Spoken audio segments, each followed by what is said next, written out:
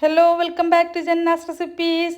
ഇന്നത്തെ വീഡിയോയിൽ നമുക്ക് ചോറിൻ്റെയും ചപ്പാത്തിയുടെയും കൂടെയൊക്കെ കഴിക്കാനും അല്ലെങ്കിൽ കട്ടച്ചായയുടെ കൂടെ വെറുതെ കഴിക്കാനും നല്ല ടേസ്റ്റി ആയിട്ട് കടച്ചക്ക വെച്ചിട്ട് ഉണ്ടാക്കുന്ന ഒരു ഉപ്പേരിയുടെ റെസിപ്പി ആയിട്ടാണ് വന്നിട്ടുള്ളത്.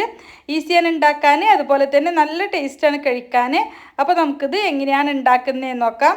പിന്നെ വീഡിയോ കണ്ടുകൊണ്ടിരിക്കുന്ന സമയത്ത് നിങ്ങൾക്ക് ഈ റെസിപ്പി ഇഷ്ടമാണെന്നുണ്ടെങ്കിൽ ഒന്ന് ലൈക്ക് ചെയ്ത് സപ്പോർട്ട് ചെയ്യാനും ചാനലൊന്ന് സബ്സ്ക്രൈബ് ചെയ്യാനും ഫോളോ ചെയ്യാനും മറക്കരുത്. അപ്പോൾ നമുക്ക് ആദ്യം വേണ്ടത് കടച്ചക്കയാണ്. ഇപ്പോൾ കടച്ചക്കയുടെ സീസണാണ്. അപ്പോൾ ഞാൻ ഇതുപോലെ വലിയൊരു കടച്ചക്കയുടെ നന്നായിട്ട് മൂത്തിട്ടുള്ള ഒരു കടച്ചക്കയുടെ പകുതിയാണ് എടുക്കുന്നത്. ഇത് മുഴുവനായിട്ട് എടുത്തിട്ടില്ല. ഇനി ഒരു കടായി വെച്ചിട്ടുണ്ട്. അതിലേക്ക് പകുതി കടച്ചക്ക ഇതുപോലെ തൊലിയെല്ലാം കളഞ്ഞിട്ട് ഈ ഒരു സൈസിൽ കട്ട് ചെയ്തെടുത്തത് ചേർക്കുകയാണ്. ഇതിലേക്ക് 1/2 ടീസ്പൂൺ മഞ്ഞൾപ്പൊടി ചേർക്കുന്നുണ്ട്. പിന്നെ ഒരു 1/4 ടീസ്പൂൺ മുളക് പൊടിയാണ് ചേർത്തിട്ടുള്ളത്. പിന്നെ ആവശ്യത്തിനുള്ള ഉപ്പ് ചേർക്കാം. ഞാനൊരു 1/4 ടീസ്പൂണോളം ചേർത്തിട്ടുണ്ട്.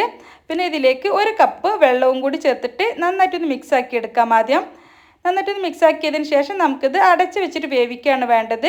മീഡിയം ഫ്ലെയിമിൽ വെച്ചിട്ട് വേവിച്ചാൽ മതി. ഇനിയിപ്പോൾ നമ്മൾ കുക്കറിലാണ് വേവിക്കുന്നതെന്നുണ്ടെങ്കിൽ ഒരു 1/2 കപ്പ് വെള്ളം ഒഴിച്ചിട്ട് ഒരൊറ്റ വിസിൽ വേവിച്ചാലും മതി. അങ്ങനെ ആകുമ്പോൾ പെട്ടെന്ന് തന്നെ വെന്ത് കിട്ടും. ഇതിപ്പോൾ ഞാൻ ഒന്ന് ചൂടായി വന്നതിന് ശേഷം ഞാൻ മൂടിയൊക്കെ തുറന്നിട്ട് ഒന്നുകൂടി ഒന്ന് മിക്സാക്കി കൊടുത്തിട്ട് വീണ്ടും ഒന്നുകൂടി അടച്ച് വെക്കുന്നുണ്ട്. എല്ലാ ഭാഗവും ഒരുപോലെ വെന്ത് കിട്ടാനായിട്ട് ഇതുപോലെ 1-2 തവണ ഒന്ന് മിക്സ് ചെയ്ത് കൊടുത്തിട്ട് വീണ്ടും ഒന്ന് മൂടി വെച്ച് വേവിച്ചാൽ മതി.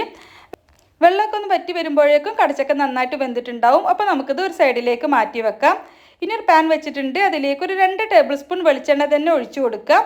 ഇതിലേക്ക് ഒരു 3-4 ചെറിയ ഉള്ളി ചെറുതായിട്ട് കട്ട് ചെയ്ത് ചേർത്തിട്ട് ഒന്ന് മൂപ്പിച്ചെടുക്കണം.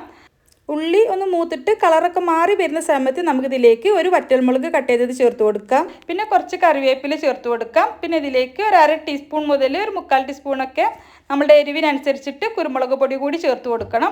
അപ്പോൾ ഈ ഒരു സമയത്ത് കുരുമുളക് പൊടി ചേർത്ത് കൊടുക്കുമ്പോൾ പ്രത്യേക ഒരു ടേസ്റ്റാണ് കഴിക്കാൻ വേണ്ടിയിട്ട്.